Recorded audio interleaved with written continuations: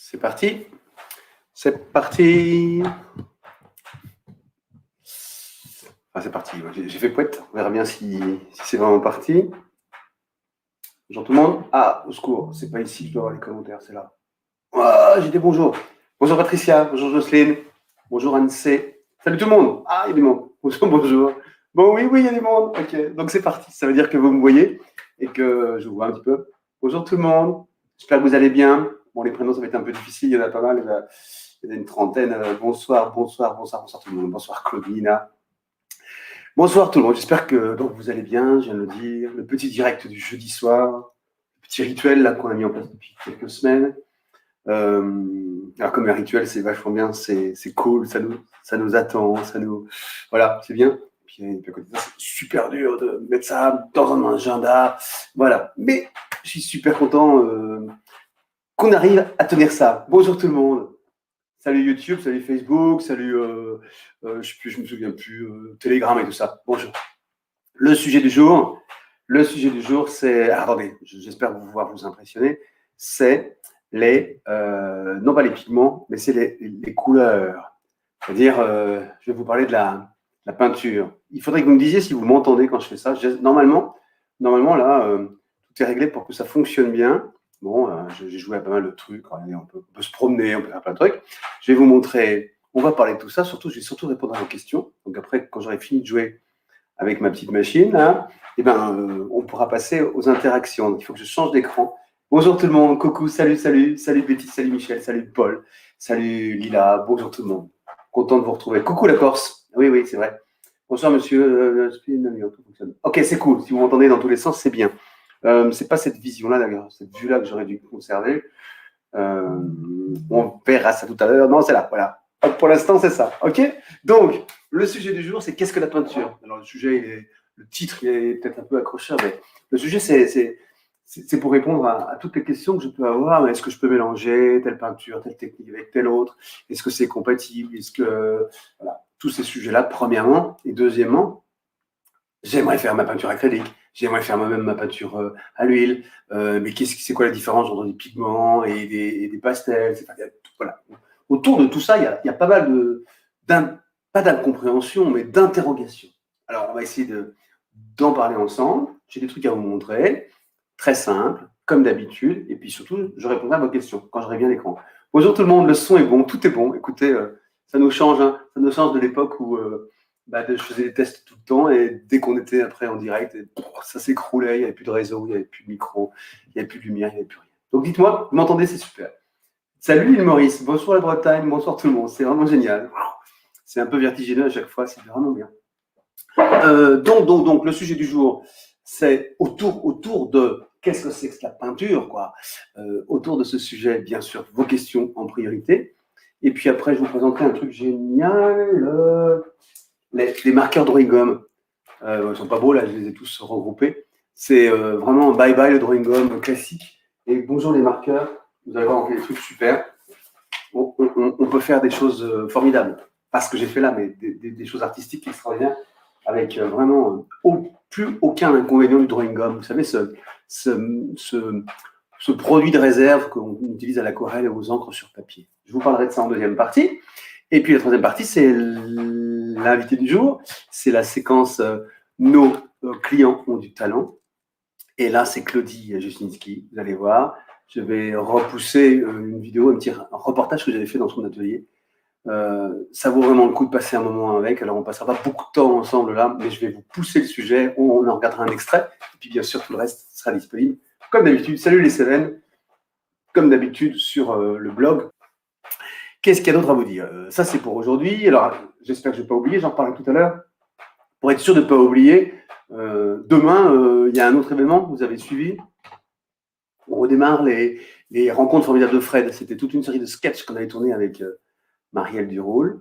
Et on va faire le tour de tous les artistes que j'ai interviewés à l'époque pour voir comment ils ont vécu le confinement et comment ils s'en sortent dans cette période un peu compliquée. Et donc, demain, c'est le premier. Et là, le truc particulier, c'est que ce sera un direct, en duplex. Et donc, voilà, demain à 18h, ce sera une petite pastille assez rapide, mais on va voir ce que devient la marquise de Métoncula. Ok? Donc ça, c'était l'annonce avant, j'en reparlerai à la fin, mais je voulais être sûr de pas l'oublier. Je n'ai pas entendu le nom de la marque des marqueurs. T'inquiète pas, Liliane, on va en parler, on fera un focus là-dessus tout à l'heure. Et comme dans tous les cas, je ne sais pas si je vais réussir à le faire, mais je peux continuer à vous accueillir tous. Bonjour. Sur YouTube aussi. C'est-à-dire, sur YouTube aussi. Oui, bien sûr. Le direct de demain, le sketch, il sera diffusé sur YouTube, sur Facebook.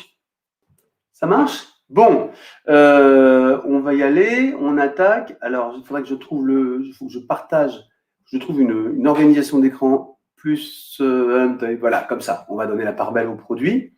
Donc là, confirmez-moi que vous m'entendez bien, parce que la dernière fois, j'avais un souci, parce que quand je changeais de scène, la scène majeure avait plus de micro. C'était un peu compliqué. Bonsoir tout le monde, bonsoir Martine, bonsoir Peintre. Bonsoir, bonsoir. La dernière fois, il y avait eu des petits couacs, et en particulier quand je passais la vidéo de l'artiste, il n'y avait plus de son. Mais là, je vais savoir le faire à nouveau après. Ok? C'est bon? Vous m'entendez tous? C'est bien? Bon, très bien. On continue. Et donc aujourd'hui, c'est quoi la peinture? La peinture, c'est quoi? En fait, c'est simple. C'est simple, mais il hésite quand même. Non, je voudrais pas dire de bêtises, mais la peinture, c'est des pigments et un liant. En fait, la peinture, la couleur, ça pourrait être que des pigments. Pourquoi pas? Les pigments, alors on n'a pas une session sur les pigments, c'est encore plus compliqué et plus chimique que le sujet d'aujourd'hui, mais la couleur, c'est les pigments. Allez, pour simplifier. Mais en règle générale, les pigments, c'est ça. Hein, c'est des pigments, c'est en suspension, des particules très colorées, de plein d'origines différentes, voilà, qui donnent envie de peindre, de les manipuler, de les mélanger, de les apposer sur un support. Voilà. Ça, c'est ça. La peinture, c'est... Je ne vais pas vous les montrer tous parce que ça donne vraiment... Enfin, moi, c'est complètement scotchant quand on a envie de travailler avec ça. Bon. Le souci, c'est que ces pigments, il faut les fixer. D'accord? Pour que l'œuvre ne soit pas juste éphémère, on doit fixer ces pigments.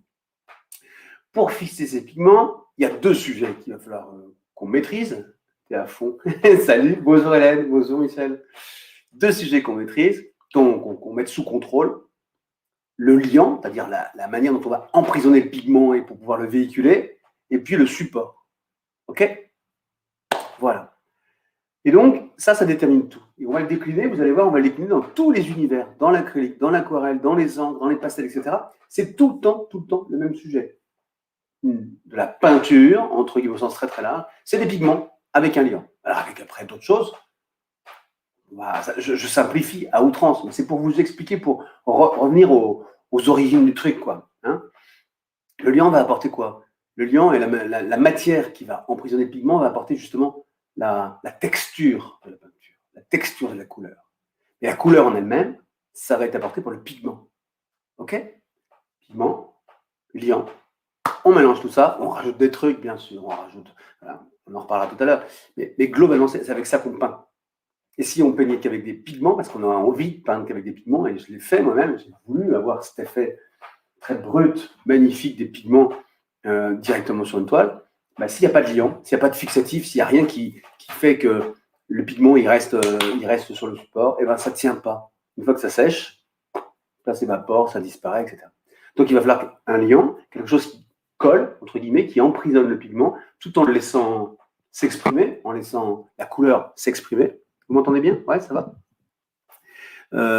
Il va falloir un liant neutre, suffisamment neutre, blablabla, j'en étais là, je crois que je vous ai dit ça, pour pouvoir créer ce qu'on appelle la peinture. D'accord?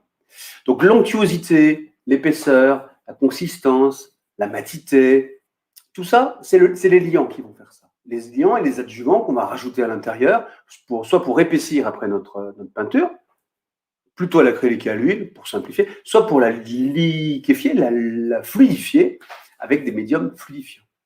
OK? Mais la couleur, la transparence, l'opacité, c'est le pigment, c'est une propriété du pigment qui va être emprisonné dans tous ces trucs-là qu'on va voir ensemble. OK? Si vous avez des questions, vous n'hésitez pas. Là, je suis assez concentré sur mon truc, mais pas de souci. Si vous avez des questions, vous n'hésitez pas. Pour l'instant, ça va? OK. Je ne veux pas être trop chiant, je ne voudrais pas que ce soit trop long cette partie d'introduction, mais elle explique pas mal de choses quand même. Elle va expliquer plein de trucs. plein de trucs. Alors, vous reprenez des pigments, et surtout si vous avez envie de fabriquer vous-même votre peinture, parce qu'on l'a tous fait, on a tous envie de le faire, c'est tout simple, c'est des pigments plus un liant, et en fonction de ce liant, ses propriétés, on va avoir les supports qui s'offrent à nous. Alors après, on peut partir, c'est pas les plus simples, les plus compliqués, mais il y a quand même deux grands paquets. Il y a toutes les peintures qui vont aller sur des supports papier absorbants, d'accord? Et qui sont originellement, à l'origine, qui sont des disciplines, des techniques, des médias, des techniques artistiques qui étaient réservées aux esquisses. Le truc, il était un peu superflu, on coupera le montage, il n'y a pas de montage, mais en fait, c'était réservé à ça. Donc l'aquarelle, par exemple, et les pastels, chers aquarellistes, chers pastellistes, à l'origine, c'est des techniques d'esquisse. C'était des travaux préparatoires qu'on faisait ces techniques-là avant de mettre en œuvre des techniques plus complexes, plus chimiques, plus contrôlées en termes de pigmentation et aussi en termes de durabilité dans le temps, qui était à l'époque la peinture à l'huile, c'est avec ça, et puis qui maintenant qui s'est enrichi de l'univers de la peinture acrylique. Donc on peut faire de paquets. Alors, depuis, bien sûr, l'aquarelle, les pastels, toutes les techniques, les techniques sur papier, elles ont pris leur lettre de noblesse. Et ce sont des disciplines artistiques qui sont, au même titre que les autres, des disciplines nobles, passionnantes, avec une multiplicité de méthodes et de techniques. Il n'y a pas de souci là-dessus, il n'y a pas photo. Mais on doit se souvenir quand même de ça, de l'origine. OK? Ça marche? Bonsoir Christine. Bonsoir Colombia. Wow, on a un Colombien. Le Colombien, j'espère qu'il va comprendre le Frenchie parce que voilà. Le liant peut-il être de l'eau tout simplement? Alors, c'est super clair ta question, merci. Rien n'a été prémédité, mais c'est super intéressant ta question. Et bien malheureusement non, parce qu'en fait, tu prends de l'eau et du pigment, vous voyez ou pas? Ouais, vous devez voir. Voilà, de l'eau et des pigments, tu vas le mélanger, tu vas avoir quelque chose de magique, cette espèce de soupe colorée hyper puissante, hyper forte. Mais le problème, c'est que si tu mets que de la flotte, qu'est-ce qui se passe? La flotte va s'évaporer et qu'est-ce qui va rester? Le pigment. Alors, sur papier, tu peux quand même faire pénétrer une partie, non pas d'ailleurs du pigment, tu vas plutôt faire pénétrer la dimension colorant, c'est-à-dire l'eau colorée, elle va pénétrer par le pigment, elle va pénétrer dans le papier. Mais le pigment, il n'y a aucun fixatif, ça ne durera pas. Salut Félix. Non. Salut épice d'une. Ouais, salut. Donc, j'ai essayé sur des toiles parce que je voulais garder une espèce de liberté, pigment avec un peu de flotte. Ça ne tient pas. La flotte s'évapore, il ne reste plus rien. Vraiment. Donc, malheureusement, non. Il faut rajouter d'autres ingrédients et on va y venir. Alors, on peut commencer peut-être par l'acrylique, en fait. Ça vous va? L'acrylique, c'est quoi? Tout simplement, c'est. Y a-t-il des peintures plus faciles à faire soi-même que d'autres? Bah oui, Aliane, justement, je commence par ça. On va commencer par l'acrylique. Bonsoir Nadège. La peinture acrylique, c'est tout simplement du pigment. Alors, je ne sais pas lequel on peut prendre. Allez, on va prendre. Enfin, je ne vais pas le faire devant vous parce que vous me connaissez. Enfin, pour ceux qui me suivent, vous savez que je suis pas très soigneux. Et donc, il vaut mieux que je prépare des manips plus propres. Voilà, du pigment pur. Et on va mettre à l'intérieur un liant acrylique. Et des liants acryliques, il y en a plein. Alors, il y a des liants spécialement étudiés pour ça. C'est toujours un peu la même, vous savez, la même consistance. Chez Sennelier, il y a toute une gamme de médiums, de liants, pardon, pour la peinture qui se mélangent au pigment et qui permettent de tout créer. Donc, je les ai tous pris pour vous les montrer, quasiment tous. Donc, vous avez le liant de chez Sennelier, mais vous pouvez aussi prendre le fameux bain index. Vous connaissez le bain index? Tous ceux qui ne connaissent pas, salut Dom. Tous ceux qui ne connaissent pas le bain index se lèvent et sortent. Hein. On fera une interro la prochaine fois. C'est un liant acrylique, c'est le binder. To bind, ça veut dire lier, unir. Et donc, un liant acrylique et un binder, c'est juste la traduction anglaise. Et puis PBO a trouvé un truc un peu plus flex, sympa, mix média, en appelant ça un bindex, d'accord? Le truc de chez PBO. Bref, le binder ou le bindex, tout le monde connaît. On s'en sert pour plein de choses, et en particulier pour le transfert d'image, le collage d'images, blablabla, blablabla. Mais là, avec du bindex, tout simplement, et des pigments, vous allez pouvoir, salut Chris. Oui, Sophie, j'y réponds tout de suite. Vous allez pouvoir créer votre peinture acrylique. C'est tout ce qu'il vous faut. Donc, vous prenez dans une soucoupe, vous commencez toujours par le truc, la propriété la plus noble. Donc, vous prenez du pigment, vous déposez du pigment dans votre scoop, et vous allez rajouter du liant, et vous allez avec une spatule tout simplement mélanger l'ensemble jusqu'à ce que ça devienne uniforme et que ça ait la consistance que vous souhaitez. Et vous vous arrêtez là et vous avez créé votre première peinture acrylique. C'est ça la peinture acrylique. Et ça suffit. Du liant, des pigments. Alors, après, il y a toute une histoire de conservateurs, etc. et de certains pigments. Ouais. Encore une fois, on est la peinture pour les nuls hein, aujourd'hui. On fait ça tout simplement. Vous allez mélanger ça. Oh, salut Martine, première fois du Québec. J'adore avoir des gens du Québec. Je ne sais pas si c'est réciproque, mais je trouve ça cool. Salut. Et donc, du liant, du pigment, point barre, ça suffit. Mais alors, ça risque d'être assez souple. Le bind est assez fluide. Si c'est trop épais, si c'est trop fluide, eh bien, vous allez rajouter, là, on va rajouter des constituants qui vont épaissir, comme des gels épaississants. D'accord? Donc, vous faites votre peinture, vous pouvez rajouter des gels épaississants. Vous pouvez aussi très bien rajouter ça dans du gel épaississant. Je ne vous le conseille pas parce qu'on maîtrise beaucoup plus les mélanges en faisant ça. OK? Est-ce que là, je n'ai pas encore parlé de monopigmentaire ou pas, je vous en parlerai tout à l'heure. Donc, pour faire la peinture acrylique, c'est toute la traduction en dessous est à mourir de rien. Il y a une traduction automatique. Ah, j'ai peut-être cliqué sur un truc qui n'allait pas. Je suis désolé, Michel. Je suis désolé. Les traductions automatiques de YouTube ne sont pas magiques. Ah non, c'est Facebook. Pourquoi il y a la traduction sur Facebook? Écoute, je ne sais pas. Salut tout le monde, salut la Loire-Atlantique. Alors, je reviens sur mon sujet parce qu'on n'a pas fini, les gars. Hein. Il y a du taf. Donc là, on est là. Je reviens sur la question. Il y a une question tout à l'heure intéressante. Donc ça, c'était un coucou. J'ai oublié de vous montrer votre truc. Voilà. Est-ce que le Caparol reste le meilleur liant pour les pigments? C'est Sophie qui demande ça. Oh, Sophie, salut. Sophie Meyer. Sophie Meyer. Une cliente, je ne sais pas si c'est une nouvelle cliente, une ancienne cliente, c'est une habituée, je ne sais pas.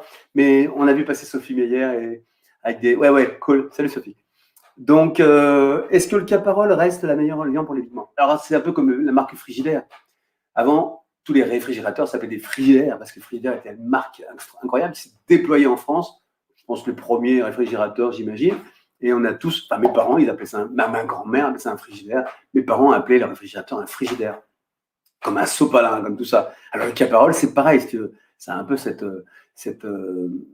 histoire-là, ce genre d'histoire de précurseur. C'est la même chose que ça. Les Caparol, en plus, c'était des produits plutôt industriels. En fait, c'est un mec qui vendait, si j'ai bien compris, hein, qui vendait, c'est ma femme qui m'a raconté tout à l'heure, ma petite femme, qui vendait des peintures industrielles et qui, alors je ne sais pas s'il a créé le produit ou s'il a adapter ce produit aux Beaux-Arts, mais le Caparol est un produit hyper collant et est un liant pour l'acrylique parfait. Et donc, ça a lancé cet univers des techniques mixtes et de l'acrylique. Ce n'est pas la moteur de l'acrylique, hein, mais beaucoup d'artistes qui faisaient des collages utilisaient du Caparol. Ça coûtait bonbon, ça coûtait super cher à l'époque. Nous, quand on a voulu, je l'ai déjà dit, hein, vous me dites si je radote, quand on a voulu en vendre sur le site, on s'est dit ça coûte super cher et tout.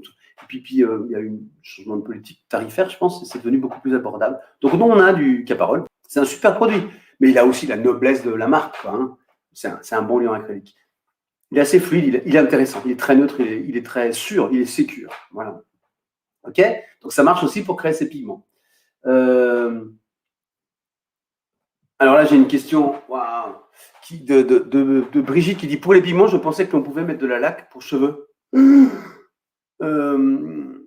Alors, je ne peux pas blairer la laque pour cheveux. D'abord parce que je trouve que ça pue. Ça sent vraiment très mauvais. Ça sent la laque pour cheveux. Ça sent pas bon. Et puis, alors, même si vous me dites « Ça jaunit pas, moi je le fais il y a 10 ans, etc. » Elle n'est pas du tout protectrice de quoi que ce soit. Elle est là pour rayer vos cheveux, nos cheveux. Et donc, utiliser ça quand on a fait un super boulot avec des bons pigments et tout, waouh, pour moi, c'est vraiment, vraiment à proscrire. Mais non, les lacs et les fixatifs servent à fixer des travaux en technique sèche, de type fusain, pierre noire, etc., sur un papier. Et c'est pas du tout un vernis, hein, c'est un fixatif qui colle un peu le truc. Mais sur les pigments, je n'ai pas utilisé ça. D'autant plus que pour faire vibrer les pigments, il faut en mettre une sacrée quantité. Donc, à partir du moment où tu es là-dedans, la laque, elle ne va pas du tout faire le job. OK? Dans quelle proportion au début? Dans quelle proportion, Aliane? Je ne sais pas d'où vient cette question. Au départ, rappelez-vous, quand vous mélangez 2 ingrédients, vous prenez le plus rare, celui qui est le plus porteur du sens que vous êtes en train de faire dans votre mélange. Donc là, c'est le pigment. et vous le mettez au milieu de votre soucoupe, votre assiette, votre bol, votre truc, et vous rajoutez les médiums et les additifs après. Jamais l'inverse. Ne commencez pas avec une grosse louche de binder, de bindex ou de liant, et puis vous rajoutez des pigments. Sinon, vous risquez de cramer un pot de pigment complet pour arriver à la consistance que vous souhaitez. D'accord? C'est un peu comme quand on colle, hein. On colle toujours sur une surface plus forte que l'autre. Là, c'est pareil pour les mélanges de peinture. Vous commencez par l'ingrédient le plus riche. D'accord? Ok? Je ne sais pas si j'ai répondu à la question, mais donc tu y vas, tu tâtonnes. Parce qu'en fait, en fonction du liant que tu vas utiliser, s'il est plus ou moins souple, et en fonction surtout de ce que tu veux obtenir, et de la force de la couleur, parce que, en fait, plus tu concentres en pigment, allez, j'y vais, je fais une parenthèse, je ne sais pas si vous allez suivre tout ce que je vous raconte, mes pauvres, mais plus tu vas te concentrer en pigment, et plus tu vas te rapprocher des extra fines, des couleurs extra fines. Une couleur extra fine, c'est quoi? C'est une couleur avec des pigments purs à l'intérieur, déjà, très souvent, monopigmentaire, pas de mélange de pigments. Tout ça, c'est du pur. Tout ça, c'est du pur. C'est un seul pigment. Ça veut dire que vous allez pouvoir faire vos mélanges nickel chrome et il n'y a pas de problème de tomber dans de la gadoue. Quand vous prenez des couleurs fines, qui sont déjà elles-mêmes des mélanges de pigments, vous les mélangez entre elles et vous tombez rapidement dans la gadoue. D'accord? Je ne sais plus où on en est. Voilà. Donc, plus tu vas forcer en pigment, c'est quelqu'un qui me demandait à propos des proportions, plus tu forces en pigment et plus tu vas avoir une couleur forte. Alors, il y a d'autres choses qui rentrent dans la caractérisation d'une peinture extra fine. Vous savez, celle qui pique, là, ça coûte cher, mais c'est tellement puissant que des fois, ça vaut le coup. C'est aussi donc la caractéristique monopigmentaire de la peinture, peu de pigments utilisés pour avoir une couleur. Ensuite, la finesse du broyage, plus le pigment va être broyé finement, et plus la lumière va s'accrocher dans cette couleur et la faire jaillir, la couleur. D'accord? Donc, plus on fait de broyage, plus le fabricant broie finement les pigments, et plus on va vers de l'extra fine, avec des intensités de couleurs extraordinaires.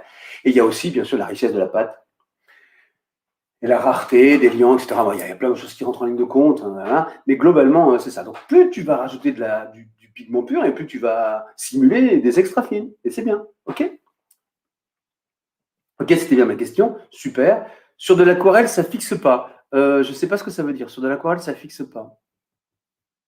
Je ne sais plus de quoi tu parlais, Chachou, parce que sur de l'aquarelle, on va parler de l'aquarelle, bien sûr. On fait de l'aquarelle très, très facilement. On fait de l'aquarelle avec 2 ingrédients. Et excuse-moi, repose ta question. Ensuite, Nadège, cela peut-il être utilisé avec de la résine époxy pour résine art? Alors, la résine art, le flux d'art avec de la résine époxy, bicomposant, cela peut-il. Des pigments? Oui, pourquoi pas. En fait, tu peux inventer les résines colorées. D'ailleurs, PVO a sorti toute une gamme de pigments dont je vous parlerai bientôt, assez intéressants, purs, liquides, dans des tubes avec des canules. Ça permet aussi de colorer les résines. Donc oui, on peut le faire. Si c'était la question, la réponse est oui. La laque pour cheveux, ok, on a déjà répondu. Sur de l'aquarelle, ça ne fixe pas, donc j'attends le complément. C'est bien ma question. Ok. Préparer l'acrylique avec des pigments plutôt que d'acheter les tubes tout prêts. François, je ne sais pas ce que c'est. Il n'y a pas de point d'interrogation, il n'y a pas de point d'exclamation. Si c'est un ordre, dans les arts, il n'y a pas d'ordre. Donc il y a des conseils, on peut échanger entre nous, mais il n'y a pas d'invective, il n'y a pas d'ordre. On fait ce qu'on veut. Donc si on a envie d'acheter de la peinture toute faite, on l'achète. Si on a envie d'acheter les couleurs fondamentales, primaires, pour faire toutes nos mélanges, on le fait. Et si on veut fabriquer sa peinture, on le fait. Et de toute façon, il y a bien quelqu'un qui fabrique quelque chose. Si toi, tu ne fais pas, Sennelier, en Bretagne, il va faire la peinture comme toi, tu vas le faire ici à la main. Hein. Ou alors, le Franc-Bourgeois, au Mans, ils vont faire pareil. PVO à Marseille, ils vont faire leur peinture dans des gros chaudrons, alors que toi, tu vas faire dans des petits bols. Mais c'est pareil, c'est pas pire. OK? Sinon, voilà. Bonjour du Québec, salut Martine. Voilà, qui a les arines cramoisies est assez transparente. Si on le fait soi-même, est-ce qu'on peut faire une version opaque? Ah, Liane, c'est un vrai sujet. Je sais pas, ouais, ça va être long, mais c'est très complexe d'avoir des pigments rouges opaques. Et à part les cadmiums foncés, etc., c'est difficile. Et c'est pour ça que ça coûte cher, une peinture en rouge opaque. Parce que sinon, tu prends un pigment qui est naturellement un peu plus transparent ou semi-transparent. Pour le pacifier, en étant du blanc, tu vas faire du rose Barbie. Hein. Donc c'est pas mathématique, mais c'est chimique, c'est évident. C'est complexe. Donc, très souvent, les rouges opaques sont des rouges purs, donc chers. Voilà. Donc, tu les trouves rarement dans les fines, jamais dans les études, rarement dans les fines, à part, je te dis, quelques cadmium foncé, imitation ou pas. Et bien sûr, dans les extra fines, tu vas les trouver. Mais ça pique un peu, c'est normal, c'est justifié. OK. Sophie, pour fixer une couleur à fort pourcentage, on peut rajouter de l'œuf? Oui, c'est vrai. Avec parcimonie, on peut en reparler. C'est une autre façon de faire de la peinture. Vous anticipez, c'est super. C'est super d'anticiper. Chachou, excuse-moi, Fred, tu parlais de le fixateur sur technique sèche. Je me demandais si on pouvait fixer l'aquarelle. Ah non. Et puis j'ai eu un grand débat aujourd'hui avec un client, qui est peut-être là d'ailleurs, un gars qui est abonné au cours, qui est abonné à la plateforme, qui suit les cours d'aquarelle. Je vois régulièrement dans le magasin, et il me disait qu'il en avait marre d'encadrer ses aquarelles. Et puis il y en avait quelques-unes qui étaient belles, il avait envie de partager, d'afficher. Et il me disait, est-ce qu'on ne peut pas peindre sur des toiles? On est rentré dans toutes les possibilités. Et c'était un peu compliqué, parce qu'en fait, tu peux trouver des supports que tu rends absorbants, tu peux ronfler des papiers sur une toile pour faire que ton aquarelle soit sur une toile et non pas sur sur un tableau, quoi. Et non pas sur un papier que tu vas punaiser au mur. Mais c'est pas simple parce que l'aquarelle reste et surtout le papier, reste en contact avec la vie, avec la pollution, avec tout. Et donc, c'est pas cool. D'abord, certains papiers peuvent jaunir et ensuite, ils sont pas protégés dans le temps. Alors que l'huile et l'acrylique sont quand même des techniques qui, une fois durcies et séchées, sont plus résistantes à tous les stress là, de la vie et de la pollution et du temps et des UV. Donc ces techniques-là, je reviens sur mon truc de tout à l'heure, ces techniques-là ne sont pas à l'origine prévues pour durer très très longtemps. Alors, les aquarelles maintenant sont blindées de pigments, sont blindées dans la formulation chimique, il y a ce qu'il faut pour que ça tienne le coup, mais une aquarelle, ça s'encadre quand même sous verre. Il n'y a pas de mystère. Si on la met sous verre, c'est que... Voilà. On pourra refaire un sujet complet parce qu'il y a vraiment de quoi dire. Est-ce que les poudres sont d'origine minérale comme les peintures chinoises ou tradition? Gisèle, ça dépend. Non, il y a du minéral. Il y a des poudres minérales, des poudres organiques, des poudres chimiques. Parce qu'une poudre, tu sais, quand on dit chimique, tout est chimie sur Terre. On est de la chimie, nous. C'est pas... on ne parle pas de pétrole quand on parle de chimie. Donc, il y a beaucoup de poudres, beaucoup de pigments d'origine. Je ne suis pas un grand expert, mais je pourrais me documenter, vous faire un topo, si ça vous branche. Je peux vous faire un truc, encore une fois, la chimie des pigments pour les nuls, la chimie des pigments pour les nuls, pour qu'on en parle. Mais là, je suis pas équipé pour aujourd'hui. D'accord? Attendez, je suis en train de faire n'importe quoi. Il faut que je revienne sur ce que je disais tout à l'heure. Voilà, c'est ça. Ok, j'avance avec les questions. Alexandre, bonsoir Fred. Ça, c'est facile à répondre, c'est bien. Ensuite, Claire qui dit, si tu n'as qu'une gamme réduite de pigments, les primaires par exemple, tu peux faire un mélange de pigments avant d'ajouter le liant acrylique pour obtenir une couleur différente. Oui, bien sûr, bien sûr. Moi, je ne ferais pas ça. Claire, c'est quand même plus simple. Les pigments à mélanger, c'est sec, c'est pas aisé, si tu veux. Donc, il vaut mieux que tu constitues. Si tu préfères bosser, Claire, avec des primaires, d'ailleurs, j'ai fait des choses avec des primaires, j'adore. Moi, je ne suis pas un grand, mais avec les primaires, on fait des choses formidables. Vous voyez là? C'est rien que les 3 couleurs. Bon, évidemment, j'ai pris PBO, j'ai pris les belles couleurs Colorex de chez PBO, mais avec les 3 couleurs, on fait des trucs extraordinaires. Je referme la parenthèse. Si effectivement, je pense qu'il vaut mieux que tu fabriques tes 3 couleurs primaires. D'accord? À l'acrylique, par exemple, tu te fais ton rouge primaire, ton bleu primaire, ton jaune primaire, et après, tu joues avec le cercle chromatique comme d'habitude, avec tes couleurs à toi, fabriquées par toi. Ok? Est-ce que les poudres sont d'origine minérale? Non, j'ai répondu. Ouais, ça, je te dis coucou. Fred, peux-tu enlever le gros plan car en miniature, tu es caché par les commentaires? Enlever le gros plan car en miniature, tu es caché par les commentaires. Oh, c'est pas grave, les commentaires sont vachement importants. Et ils changent plus vite que moi, parce que moi, je clique dessus. Mais tu as raison, Delicious Campbell. Je ne sais pas comment faire. Tu es sur un téléphone, j'imagine. Alors moi, je n'ai pas testé sur un mobile. Vous m'en demandez toujours de plus en plus. C'est compliqué. Pour l'instant, ça marche. Il n'y a pas de bug. On peut rester comme ça, les gars. Il y a juste un problème de focus, là. Quelque chose qui se passe avec ma caméra. Voilà. Mais j'ai entendu. Je regarderai le sujet pour la prochaine fois. Merci, pas de rien. Le Bindex sèche vite. Le Bindex sèche comme de l'acrylique. C'est du Bindex, ça sèche. Alors le vite, ça veut rien dire. Ça commence à devenir un peu difficile à travailler au bout de 20 minutes, une demi-heure. Surtout dans le nord, parce qu'il fait très très chaud dans le nord. On est à Lille, là, notre magasin et le site internet. Il fait super chaud dans le nord, donc ça sèche très très vite. Et puis c'est pas humide, il pleut jamais. Donc oui, dans le nord, ça sèche très vite. Mais tu as quand même le temps de travailler. Pour manipuler cobalt ou cadmium, faut-il prendre certaines précautions? Bah oui. Hein. Bah oui, mais en même temps, bah non. Tu sais, la peinture, vous savez tous, la peinture, quelle qu'elle soit, on manipule des pigments, on manipule des liants, ils ne sont pas tous naturels, et même il y a des produits naturels qui sont aussi nocifs. Et tout ça, si on se met à s'occuper de cette nocivité, nous, peintres du dimanche, hein, on ne fait plus rien. C'est un peu mon carin, quoi. Donc, si tu peins toute la journée, c'est comme si tu fais de la bombe toute la journée, c'est sûr que si tu n'aères pas, tu ne mets pas un masque et tout, c'est un peu suicidaire. Mais si tu peins de temps en temps, si tu peins régulièrement, et si c'est aéré, etc., il n'y a pas plus de risque que dans tellement de choses que nous, par exemple, citadins, on peut vivre en se prenant dans les rues, etc. Je n'ai pas trop d'inquiétude avec ça. Par contre, les pigments, des cadmium purs, etc., là, il faut faire gaffe parce que même les fabricants sont obligés maintenant de créer des je sais pas comment on appelle, des ambiances complètement fermées et closes quand ils manipulent des pigments, voilà, c'est l'émotion, quand ils manipulent des pigments dangereux comme cela. Bon, j'en sais pas beaucoup plus. Moi, je m'inquiète pas parce que je suis pas, encore une fois, je passe pas ma vie avec tout ça. Mais effectivement, c'est un cadmium léger, donc faut faire gaffe, mais pas plus gaffe que, encore une fois, plein d'autres choses sur Terre. Bon, j'ai pas bien répondu. Claire m'a dit merci, c'est sympa. Là, on te voit mieux. Ok, bah, j'arrive. Ah, j'ai compris. Tout à l'heure, j'avais une petite vignette. C'était ça. Bon, faites-moi des likes sur YouTube et sur Facebook. Pas dans le chat, mais à l'extérieur, s'il vous plaît. Il y a toujours quelqu'un, il y a une ou deux autres personnes qui va faire j'aime pas. C'est la même personne, mais allez-vous, soyez sympa, encouragez-moi. C'est bien, c'est bien. Je suis sur l'ordi, mais tout à l'heure, tu étais dans le coin gauche en bas de l'écran, donc on ne te voyait pas. Là, c'est parfait, d'accord. Ok.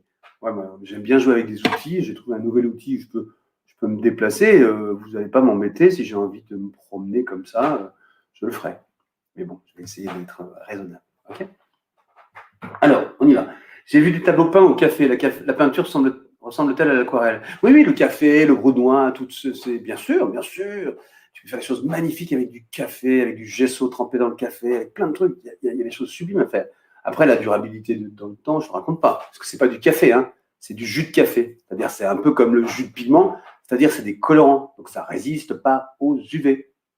Vous allez comprendre ça quand. Ça fait 20 000 fois que je vous le raconte. Faites gaffe quand vous utilisez des choses comme ça.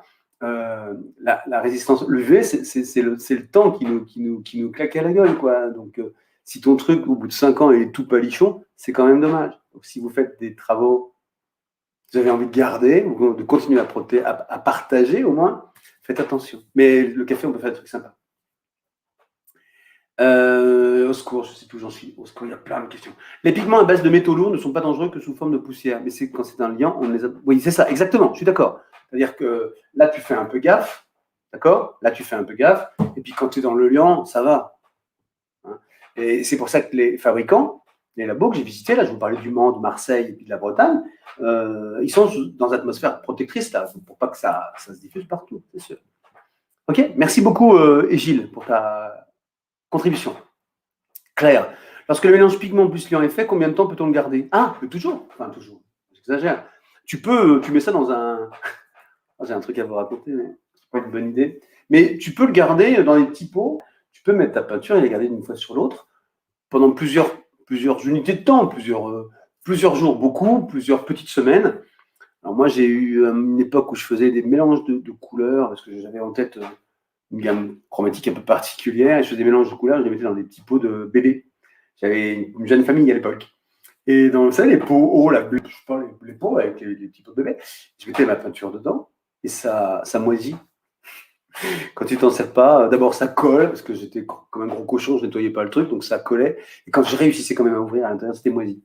Donc tu peux le garder, mais il faut peut-être rajouter, et d'ailleurs, c'est de dire un agent conservateur. Ça, c'est important, c'est pas du bluff. Si tu comptes garder, vous voyez ou pas? C'est flou. Si tu comptes garder tes peintures, peut-être que quelques gouttes de conservateur, ça ferait du bien.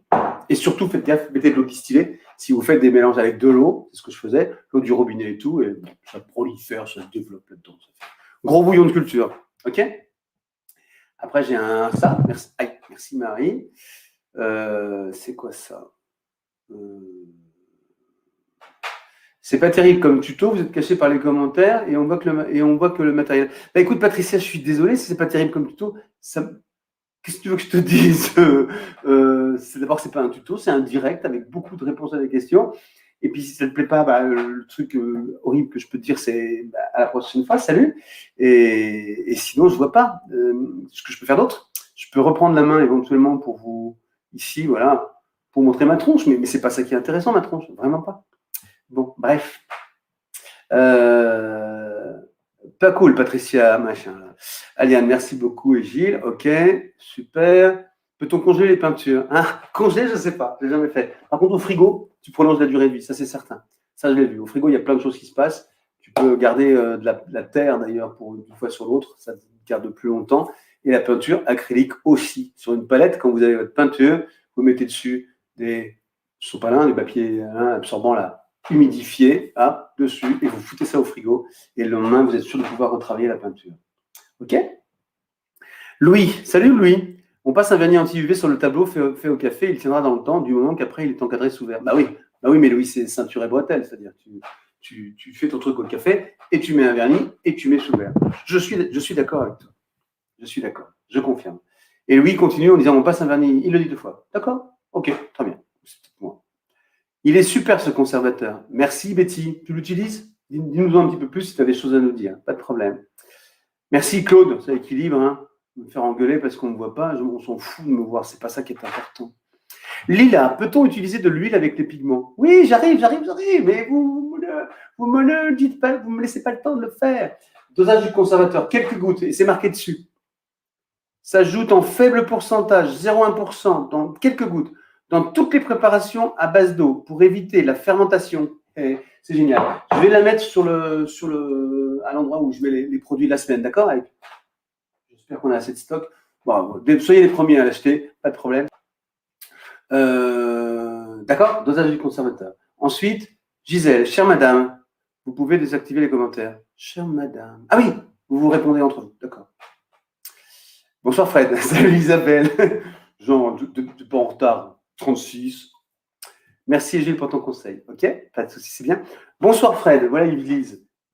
Yves-Lise Ponche, j'ai pris l'habitude de préparer mes fonds de papier au gesso, et je parsème des pigments en poudre par endroit. Ensuite, je travaille au crayon polychromos ou aquarellable. Penses-tu qu'il est préférable de travailler au Bindex ou au Caparol pour les fonds?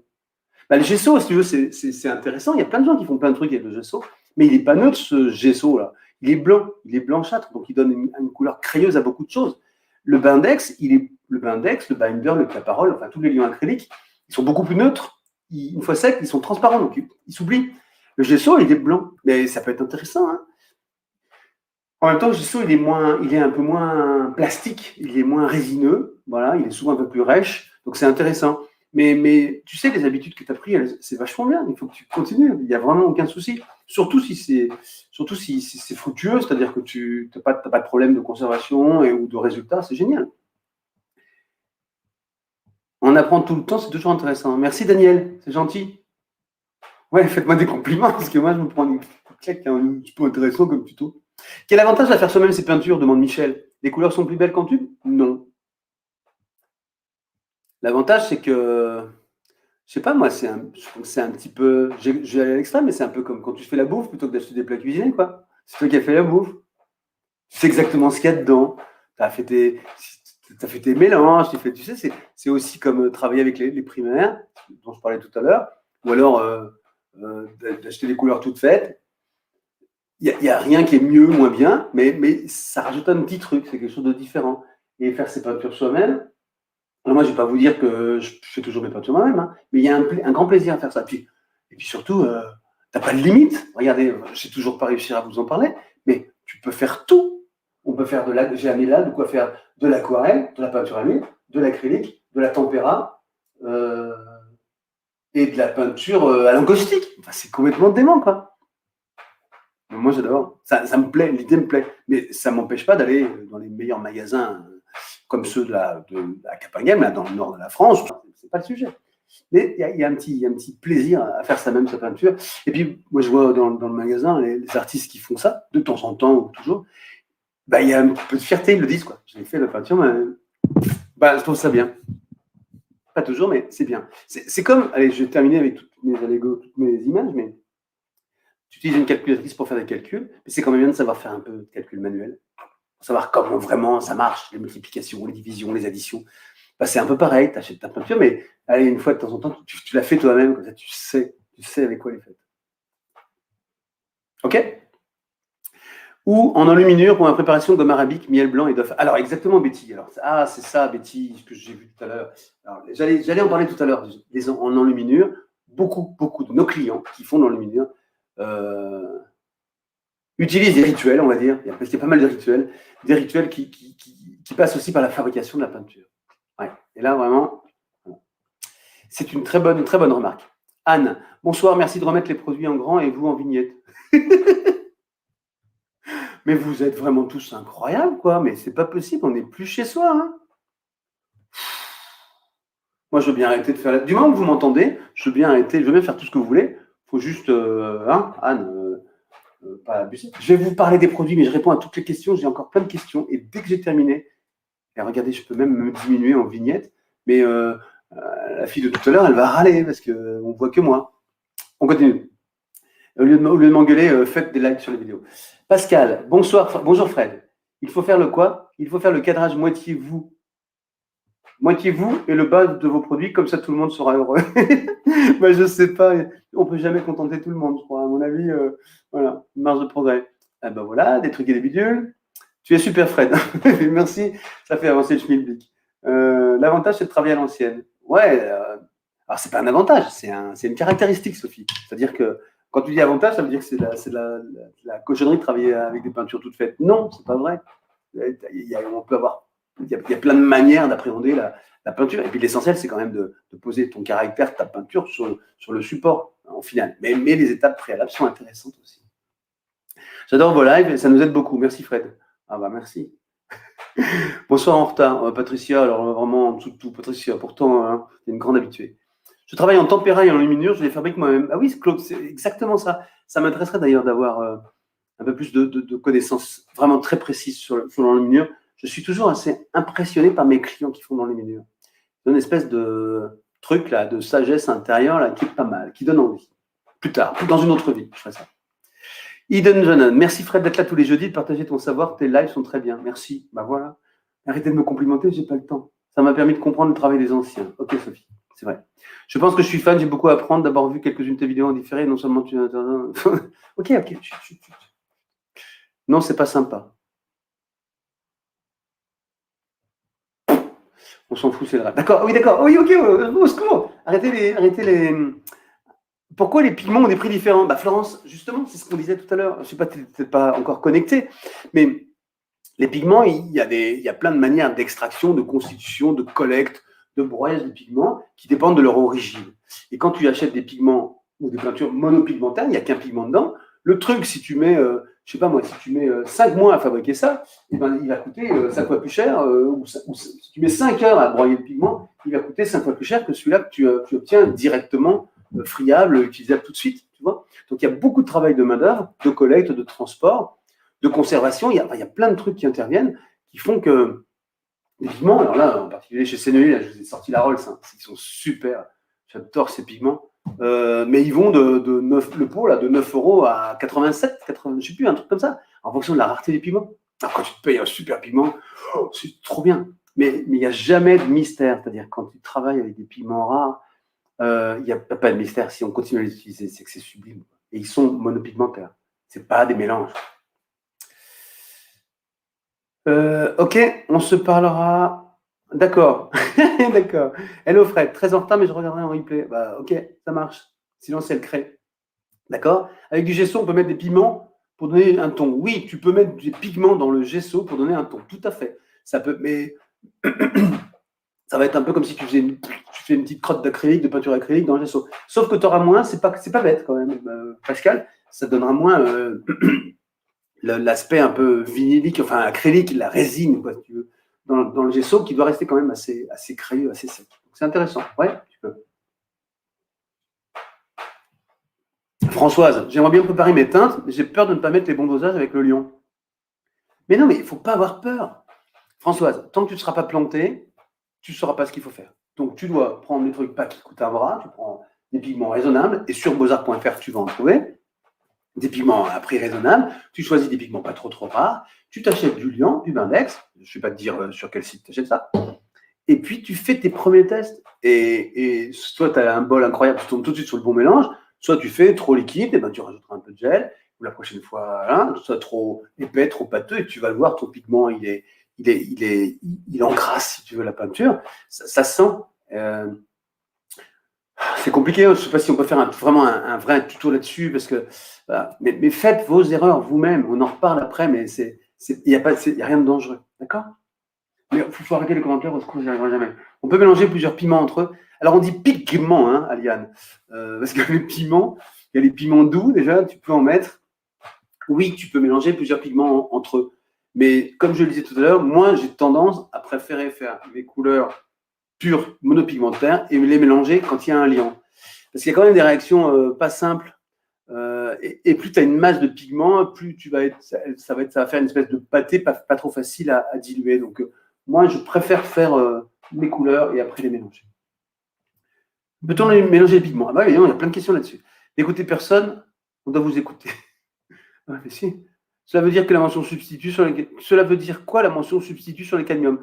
Bah, c'est pas des cadmiums. Les cadmiums vont être interdits complètement définitivement.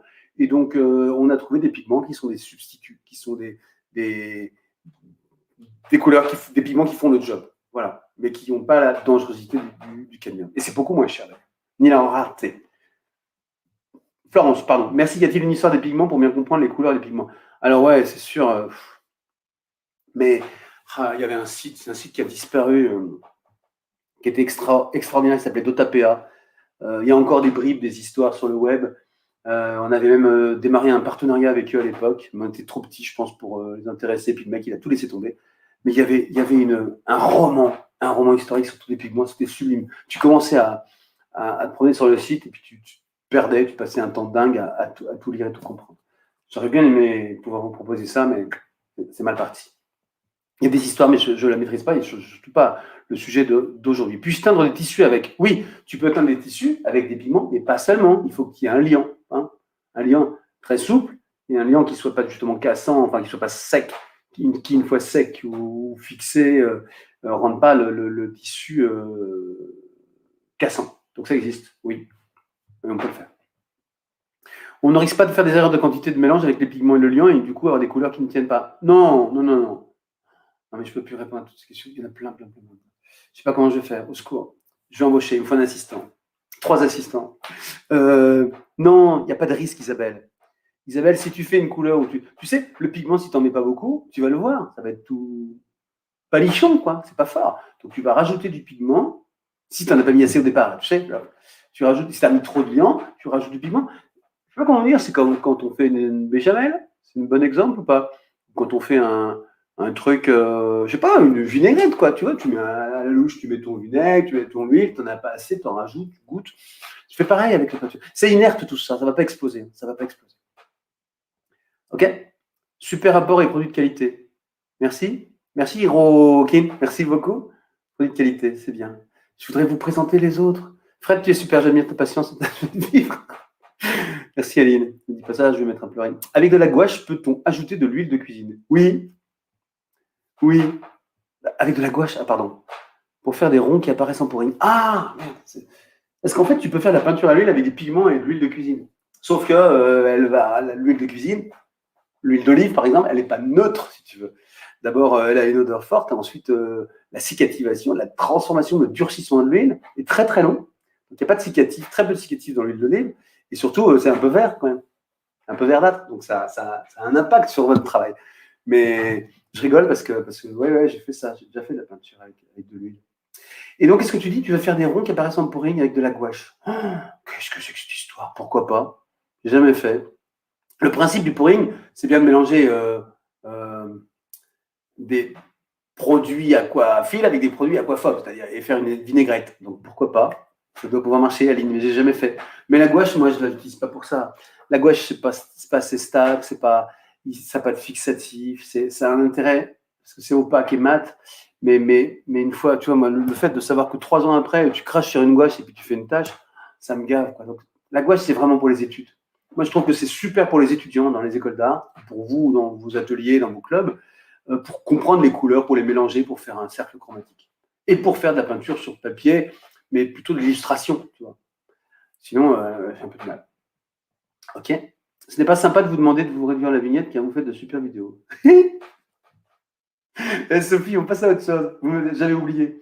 Moi, je ne peux pas répondre à tout ça. J'aime vos lives, viendra m'expliquer. Merci, vous êtes formidable. Ce qui serait formidable, ce serait que tu vendes le parchemin surtout.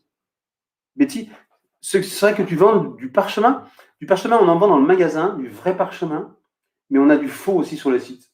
Oui, pas beau. Je ne trouve pas très très beau, mais on en vend aussi. Pas beau. Faites des tests et des mini nuanciers, prenez des notes, c'est empirique. Oui, Claude a trouvé le mot juste empirique, c'est-à-dire tu avances, tu te plantes, tu recules, tu reviens en arrière, tu fais un truc bien, donc tu continues, etc. Empirique, il n'y a pas de théorie. Il n'y a pas de théorie. Il y a juste des coachs, des profs, des mecs comme moi, bref, qui peuvent t'expliquer, qui peuvent te donner un peu de pistes, mais il faut que vous fassiez vous-même vos expériences. Vraiment. Alors vraiment, merci Claude. Interdiction des cadmiums, c'est sûr, c'est déjà en progrès. Il progresse. Je vais me redocumenter, mais je pense que oui. Et les pigments végétaux, ça tient dans le temps. J'ai passé cet été avec un couple d'amis. On était 4 là. Chaque année, on fait une semaine de stage un peu dans la nature et on teste plein de produits. Beaux-arts, il y a toujours un sujet, quoi. Et là, on a fait, elle a fait plein de tests, ma copine Véro, sur les pigments végétaux. Je rigole parce que c'est compliqué. Parce qu'il faut les fixer, il faut faire des oxydations avec les. Voilà. Mais c'était super, elle a fait le truc bien, mais je ne sais pas si ça tient dans le temps. J'ai comme un doute. En retard, désolé. Salut Isabelle. Tu as peut-être donné la réponse. Est-ce qu'il y a des pigments spécifiques, huile ou acrylique ou aquarelle? Non. Alors, maintenant, je fais une pause sur vos questions parce que c'est juste, je suis en train de devenir fou. J'en ai encore 15 là. Pour vous dire que non, le pigment, la couleur, c'est. Alors, attendez, je vais reprendre ma tronche en principal, puisque la couleur, c'est du pigment. Une peinture, c'est du pigment avec un liant. D'accord? Donc ça, c'est de l'acrylique. Un liant acrylique avec du pigment. C'est clair? Ou alors, du Bindex avec du pigment. C'est de la peinture acrylique. C'est pareil. Ou alors, un médium acrylique, par exemple celui-là de chez Talens, vous voyez, avec du pigment. C'est de la peinture acrylique. Le pigment va être emprisonné, la résine va sécher, ça va faire de la peinture acrylique. Ensuite, on enchaîne. Bon, c'est un truc un peu particulier, mais du pigment, un autre pigment, mais ça peut être le même, avec de la cire d'abeille, c'est de l'encaustique, avec plein d'autres choses. Et d'ailleurs, l'encaustique, j'espère qu'on va vous en parler parce que j'ai un petit rendez-vous avec une spécialiste française d'encaustique la semaine prochaine. Elle va me coacher et peut-être qu'on va pouvoir vous proposer de la peinture encaustique. On verra ça. Bref, d'accord? Ça fait de la peinture. Ensuite, peinture à l'huile. Je prends du pigment. Je prends la même couleur, mais on va changer. Du pigment pur avec de l'huile de lin. Ça fait de la peinture à l'huile. Ok? Pareil. C'est pas plus compliqué que ça. Par contre, ça va être super long à sécher si vous ne mettez pas un peu de cicatif, un peu d'éléments un peu plus secs. Donc, vous mettez un peu d'essence de térébenthine.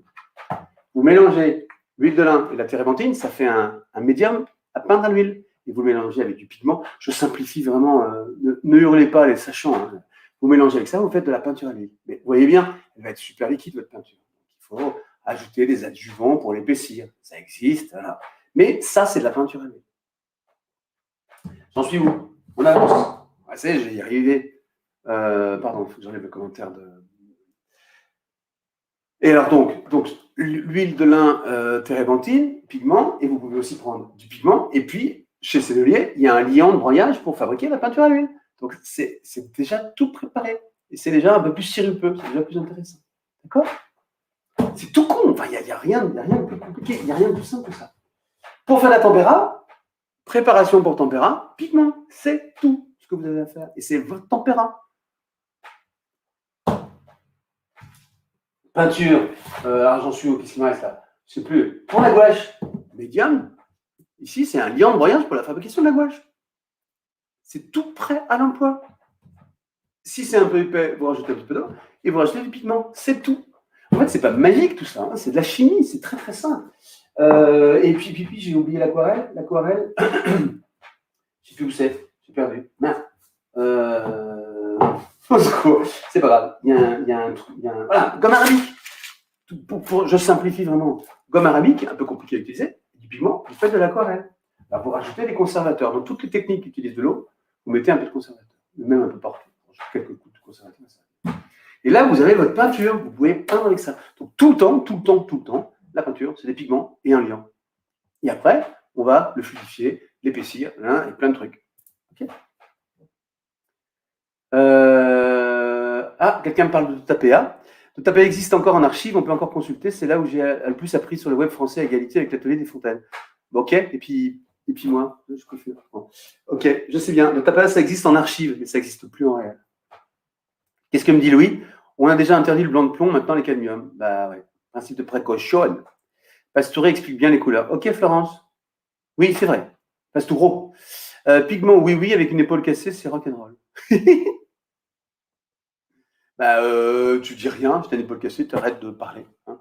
Voilà. Pas de bras, pas de chocolat. C'est ça qu'on dit, hein, je crois. Claude, comme faire un gâteau. Ouais, d'accord. Comme faire un gâteau. Pour peindre, le mieux, c'est de travailler, se tromper, avoir des accidents, ça arrive, il faut donner libre cours à son instinct, exploiter les erreurs, doser, c'est un peu comme la cuisine. Ben oui, exactement, je suis d'accord. Et oui, surtout en cuisine. Bon, là, il faudra en parler à ma famille, je pense qu'ils ont peut-être un peu marre que je fasse des erreurs en cuisine, mais ça s'arrange avec le temps. Pour mélanger les pigments, il faut toujours un liant, que ce soit de l'huile ou un liant acrylique, il faut doser, vous pouvez ajouter un peu d'eau pour l'acrylique. Oui, tout à fait, on est d'accord. Aquarelle, ok. Courage Fred. Ah, ça y est, ça se calme. Et le miel pour l'aquarelle. Oui, il faut rajouter du miel. Enfin, on peut rajouter du miel. J'ai oublié de le dire. Ça rajoute en plus en particulier une brillance et une onctuosité qu'on n'a pas directement avec la gomme arabique. Je suis désolé, j'ai oublié Aline. Ok.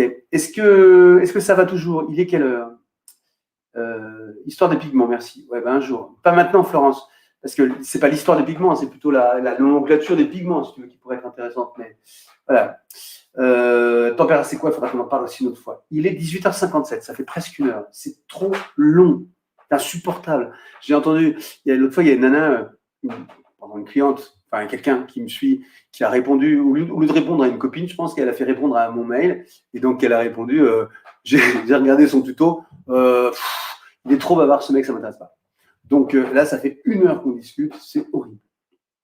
Peut-on utiliser les pigments à l'aérographie? Non, Catherine. C'est compliqué. L'aérographe, il faut vraiment que ce soit broyé ultra finement.